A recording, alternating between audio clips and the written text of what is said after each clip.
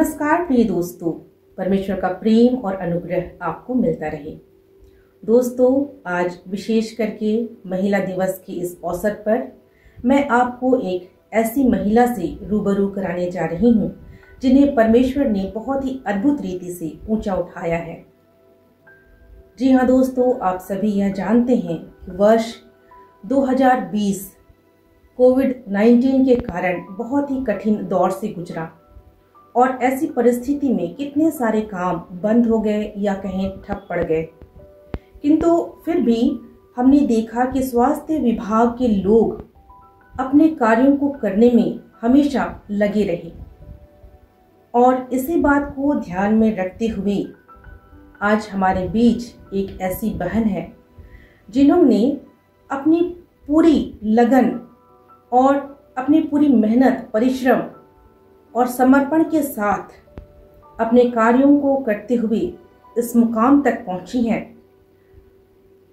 कि उनके कार्यों को देख करके भारत सरकार की ओर से भी उन्हें सम्मान दिया गया है, सम्मान मिला है। भारत के राष्ट्रीय महिला आयोग के द्वारा उन्हें Covid women warriors the real heroes, या हम कह सकते हैं महिला कोविड योद्धाओं, वास्तविक हीरो के सम्मान से नवाजा गया है। और दोस्तों, हमारे लिए यह बड़े सौभाग्य की बात है, गौरव की बात है कि आज वो बहन हमारे बीच हमारे कार्यक्रम में उपस्थित हैं। जी हाँ, उनका नाम है श्रीमती अक्कय झरिया मिंज और ये स्टेट प्रोग्राम कोऑर्डिनेटर के रूप में कार्य करती हैं, सेवा देती हैं और नेशनल हेल्थ मिशन के अंतर्गत स्वास्थ्य, शिक्षा और परिवार कल्याण विभाग झारखंड में इनकी सेवाएं दी जा रही हैं। दोस्तों, आइए हम इस कार्यक्रम में उनका स्वागत करें और मैं बहन आपका बहुत बहुत स्वागत करती हूं।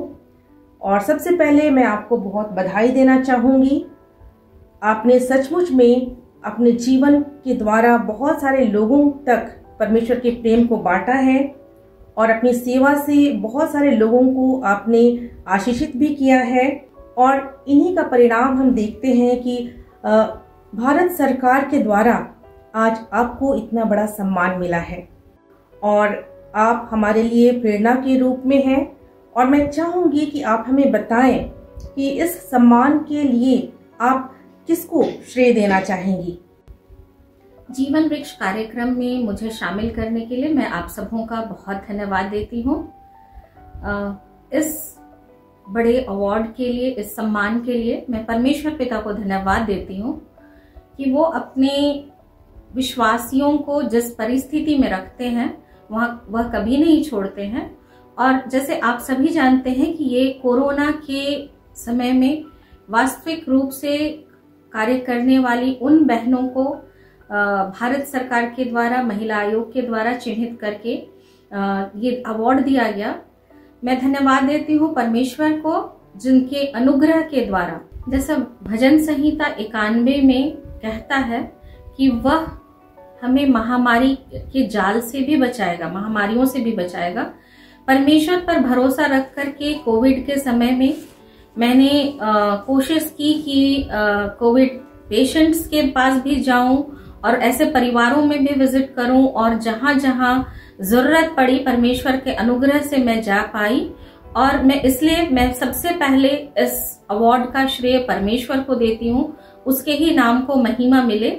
और मैं इसके साथ साथ अपने परिवार के, अपने माता पिता और अपने भाई बहनों, अपने कुटुंबियों और सभी हितैषियों का, जिन्होंने मुझे अपनी प्रार्थनाओं में उठा करके रखा, मुझे भरोसा दिलाया कि परमेश्वर के लिए काम करना है हमें। और यही एक मौका है शायद हम सबकी जिंदगी में कि कोरोना फिर से नहीं आएगा, पर ये यादगारी रहेगी कि कोरोना के समय में हम लोगों ने प्रभु यीशु के प्यार को दूसरों तक बांटा।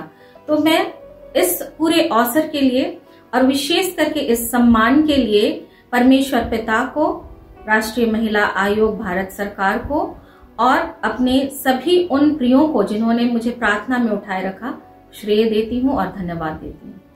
जी बहुत धन्यवाद। और दूसरी बात मैं यह जानना चाहूंगी कि इस मुकाम तक पहुंचने में आपको किन किन चुनौतियों का सामना करना पड़ा। जैसा कि आपको पता है कि मैं राष्ट्रीय स्वास्थ्य मिशन झारखंड में राज्य कार्यक्रम समन्वयक के रूप में पिछले 10 सालों से काम कर रही हूँ। मैं आज भी याद करती हूँ कि जब 2010 में मेरा सिलेक्शन हुआ इंटरव्यू के द्वारा इस कार्यक्रम के लिए कि मैं झारखंड में 40,000 सहियाओं का के सुदृढ़ीकरण के लिए, उनके कैपेसिटी बिल्डिंग के लिए और स्वास्थ्य का जो अधिकार है समुदाय के पास में, स्वास्थ्य की योजनाओं तक पहुंचाना और जानकारी देके स्वास्थ्य की अधिकार को हासिल करना, ये काम के लिए मुझे रखा गया।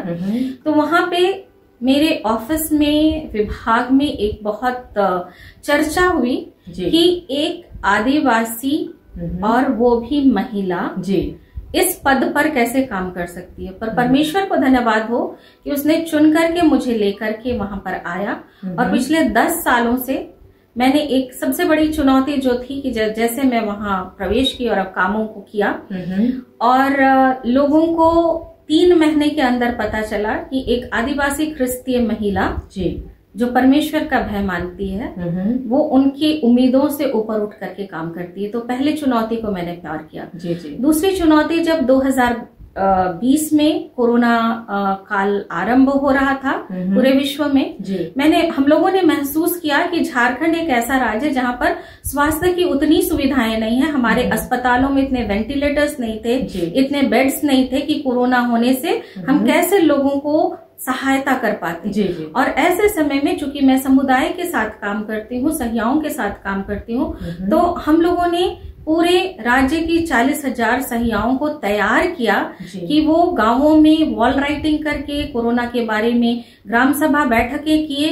और उससे फायदा ये हुआ कि झारखंड में आपने जनता कर्फ्यू के बारे में सुना होगा कि जो भी बाहरी लोग आए उनको रोका गया और उनको फिर सहियाओं के द्वारा अस्पतालों में लेकर के जांच कराया गया और उसके बाद उन्हें होम क्वारंटीन में रखा गया।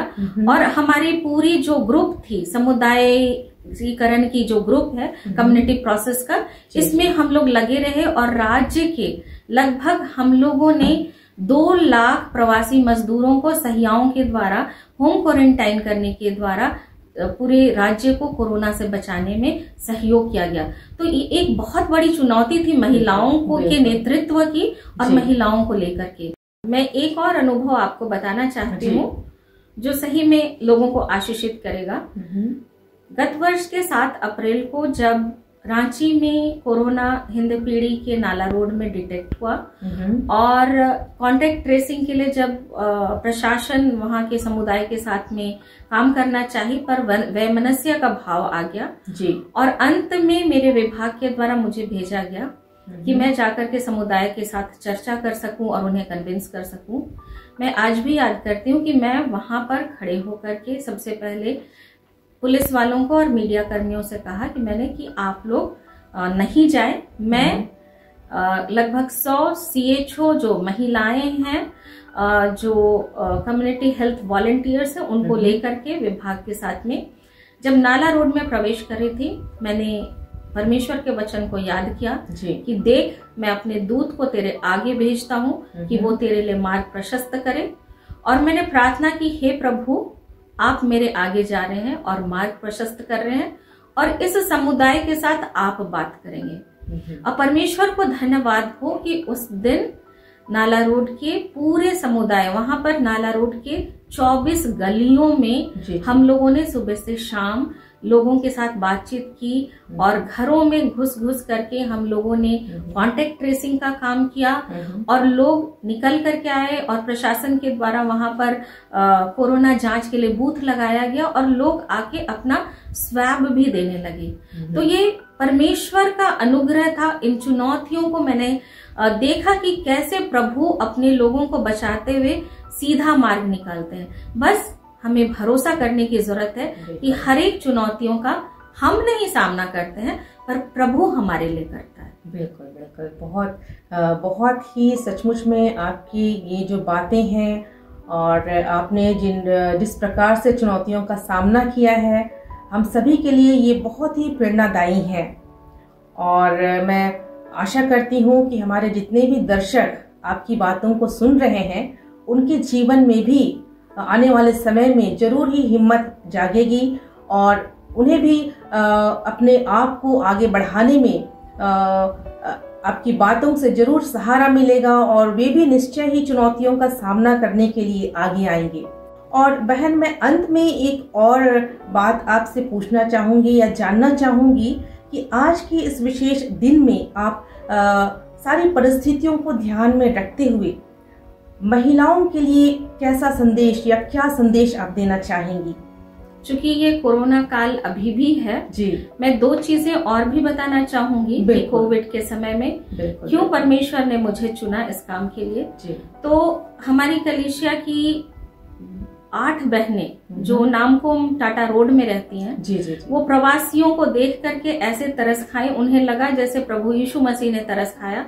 वो भी तरस खाई और अपने घरों से दाल चावल निकाल करके वहां पकाने लगी और लोगों को खिलाने लगी और हम लोग उनके साथ जुड़ते गए और 2 सप्ताह में हम लोगों ने लगभग 14,000 प्रवासियों को खाना खिलाया। और हम लोगों ने, मैंने अपने जिंदगी में महसूस किया कि हमारा प्रभु यीशु सड़क में चलने वाला भी प्रभु यीशु मसीह है, क्योंकि हमारे प्रभु यीशु मसीह ने सड़क में चलते चलते अपनी मिनिस्ट्री की थी और वो मुझे व्यक्तिगत रूप से अपने जीवन में मैंने महसूस किया जी। और दूसरी चीज मैं बताना चाहूंगी कि ये अवार्ड ना सिर्फ हमारी 40,000 सहिया बहनों के लिए है, ना 8,000 ANM बहनों के लिए है, परंतु जिस कलीसिया से मैं जुड़ी हुई हूँ वहाँ 30,000 हमारी क्रिस्तीय बहनें हैं महिला संघ में, और उनके द्वारा भी हमारे 710 मंडलियों में 72 पेरिशों में बहनें अपने हाथों से मास्क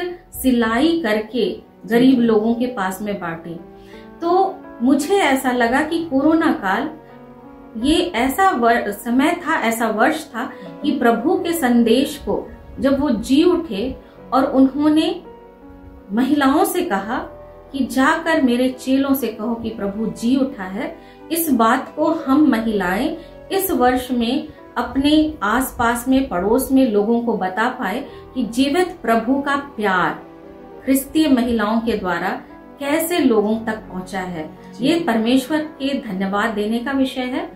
इस वर्ष महिला दिवस के अवसर पर मैं सभी बहनों को और जितने लोग इस कार्यक्रम से जुड़े हुए हैं उन सबों से मैं कहना चाहूंगी कि प्रभु ने महिला और पुरुष, नर और नारी को अपने स्वरूप में, अपनी समानता में बनाया है। उस परमेश्वर के अद्वैत सामर्थ्य को जो आपके अंदर है पहचानिए, क्योंकि कोई भी महिला जिन्हें जो इस धरती पर हैं वो कमजोर नहीं है, पर हर एक महिलाएं सशक्त हैं। बस उन्हें एक अवसर मिलना चाहिए, एक अवसर की तलाश है। और हम सब अपने परिवारों में, अपनी मंडलियों में, अपने समाज में, अपने देश में ये अवसर हर बहनों को प्रदान करें ताकि परमेश्वर का राज हमारे मध्य आ जाए। बिल्कुल, बहुत बहुत धन्यवाद। सचमुच में आप और आपके साथ जितनी भी महिलाएं या बहनें इस कोविड काल में अपनी सेवाएं दी हैं, सबों को मैं बहुत बहुत बधाई देना चाहूंगी।